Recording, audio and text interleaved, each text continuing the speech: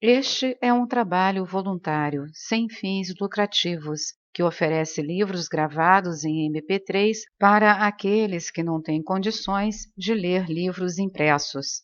Para ouvir este e outros livros gratuitamente na íntegra, acesse nosso canal e leia as instruções na aba Sobre. Este livro foi gravado para o uso exclusivo da pessoa com deficiência visual, não podendo ser comercializado de acordo com a Lei nº 9.610, de 19 de fevereiro de 1998. Nada desejo exceto o ser único. Quando vem o vento da reação pessoal, eu não o acompanho. Existem muitos ventos cheios de cólera, luxúria e ganância. Eles revolvem o lixo ao redor, mas a montanha sólida da nossa verdadeira natureza permanece onde sempre esteve. Rumi. Devemos considerar tanto a abertura como a concentração da consciência. Os idealistas e os buscadores espirituais frequentemente esbanjam sua energia em todo lugar. Algumas pessoas, por outro lado, concentram a atenção tão completamente que parecem querer bloquear a entrada de novas ideias ou o livre intercâmbio de conceitos com outras pessoas. Parece lógico e sensato estabelecer limites para a consciência. Se assim não fosse, a pesada bagagem mental do passado e os pensamentos ruidosos derrubariam facilmente a estrutura necessária para manter um campo prático de ação. Mesmo assim, a pessoa precisa ter cuidado para que os limites não criem um rigor excessivo que iniba a receptividade. Afinidades da alma. Ao examinar os registros acásticos de um indivíduo, com muita frequência descobrimos que as almas atraem umas às outras devido unicamente ao karma mútuo.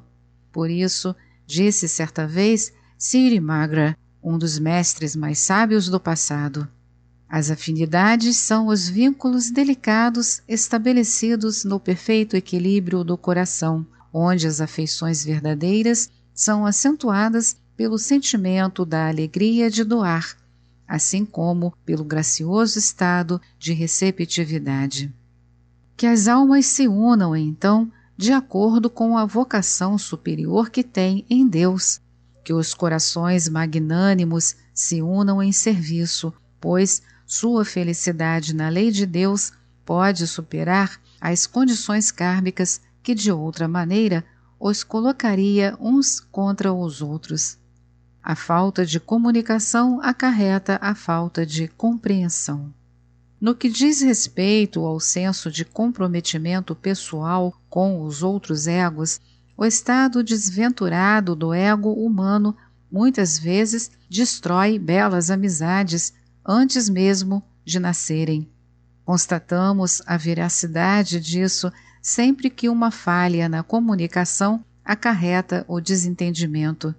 Embora tais desentendimentos sejam reconhecidamente uma farsa e ninguém devesse querer mal a outra pessoa por causa deles, em todas as épocas percebemos a tendência humana de imitar os piores exemplos, mais do que os melhores. Davi, que escreveu os Salmos, observou as atividades sem sentido das pessoas e perguntou: por que conspiram as nações e os povos imaginam coisas vãs? E, na verdade, o que podeis fazer sobre isso, se os indivíduos insistem em agir como bem entendem? A criança desobediente raramente se dá conta do porquê age da maneira como age, ou sabe por que as reações da vida, o retorno do karma, acontecem. Ficamos então diante da ação e da reação. A menos que, em sua neutralidade arrogante, os seres humanos fiquem à mercê dos ventos, à medida que os acontecimentos do dia surgem, fazem com que coisas aconteçam. Superai o costume de reagir. O Deus eterno deseja ajudar o discípulo adiantado a compreender que, como está destinado a ser uma parte importante da engrenagem que movimenta o universo, uma parte do Espírito Santo, ele deve, na medida em que for capaz, guardar o caminho da perfeição em todo o corpo de Deus. Isso quer dizer que ele não deve reagir às ações alheias. No Dhammapada, os ensinamentos do Buda falam de maneira bastante clara sobre a choramingação dos homens. Está escrito: ele me maltratou, ele me bateu, ele me derrotou, ele me roubou. Nas pessoas que acolhem esses pensamentos, o ódio nunca acabará. Em todas as eras, os homens se queixam de outras partes da vida, de outras pessoas. Não duvidamos de que muitas dessas queixas tenham sido baseadas em injustiças, mas acreditamos que o mais importante é a felicidade. Como disse o Buda, se um homem falar ou agir com o pensamento puro, a felicidade o acompanhará como se fosse uma sombra que jamais o abandona.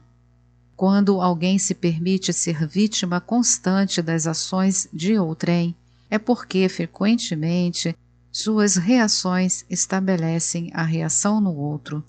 Quando alguém se habitua ao clima de dominação impondo-se aos outros e, como resultado, sendo coagido por eles, não conhece a própria liberdade, nem é capaz de dar liberdade aos outros.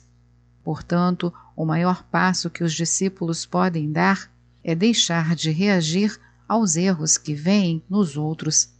O erro do outro já basta. Quando adicionais o vosso erro ao deles, o resultado é uma fratura composta. Geralmente, essas situações não são corrigidas facilmente.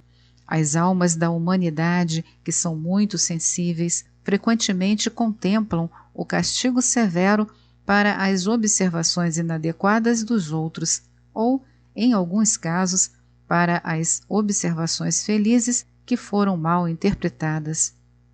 Vivendo em meio a condições perturbadoras.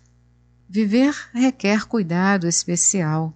As pessoas que quiser manter-se atenta ao eu, ao mesmo tempo em que dá atenção aos outros, precisa dedicar-se o tempo todo ao equilíbrio perfeito, principalmente quando em meio a condições perturbadoras. Rudyard Kipling expressou-o bem. Ele disse: se és capaz de manter tua calma quando todo mundo ao redor já perdeu e te culpa, tua é a terra e tudo o que existe no mundo.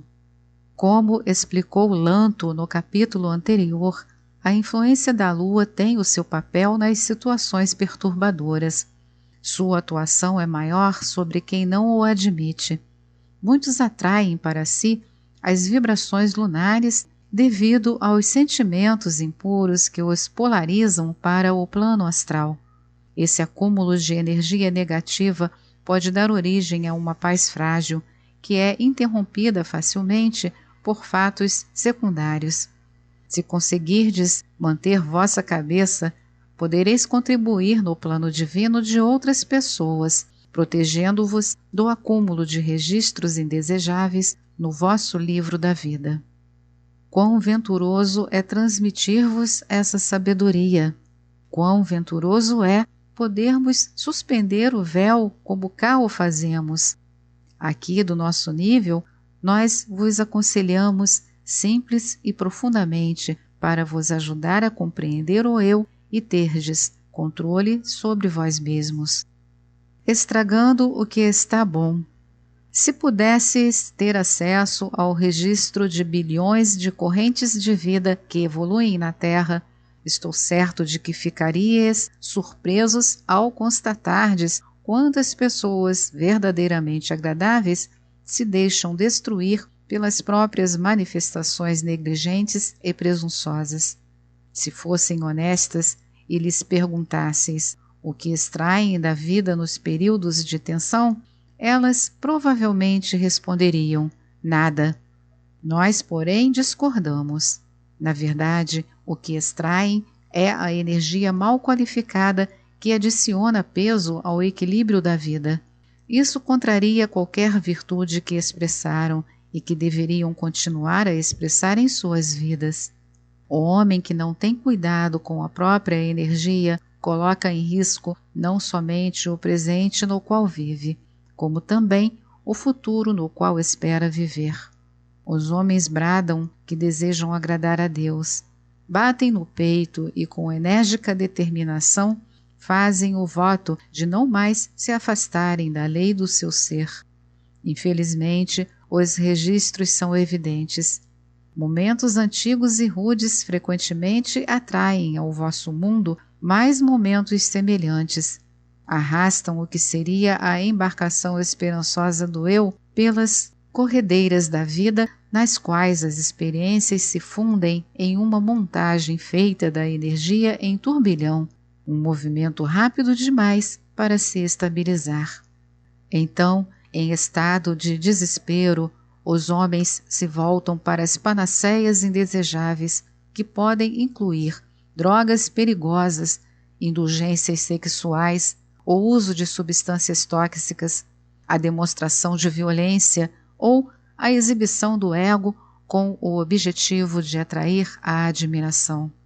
Agir assim é estragar algo que já está bom ao tentar melhorá-lo.